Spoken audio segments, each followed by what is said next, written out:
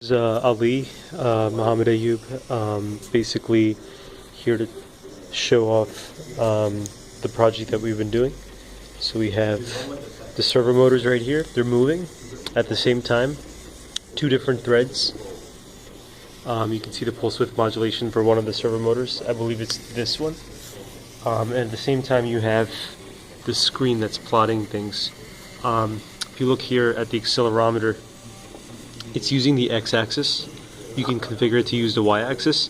What it does is basically based off of it calculates the acceleration for a given time period, and then from there you can get the velocity. You can look at the code to get the values. But if I put it here, you look at the values, they're still going down, so there is a little bit of a bias, or naturally just goes down. But if I start moving this around, right? If I start moving this around, you can see that it can go up, it can go down. Now I'm not exactly sure what orientation causes what. I mean this one right here, it's going down.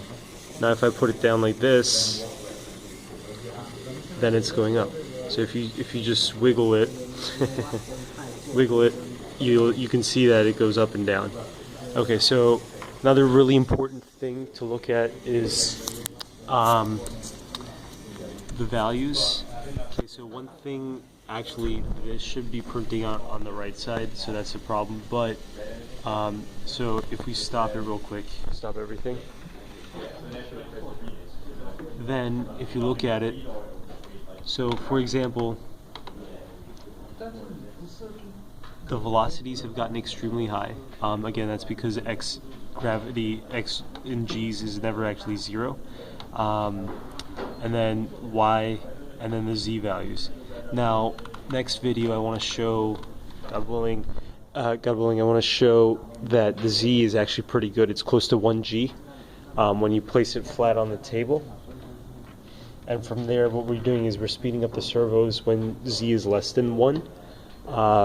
Like when we know that z has changed, we can speed up the servos because we're basically on an incline or a decline. But basically, if you set up the obstacle just such that you only have inclines, then you know it's an incline. So anyways, yeah, that's so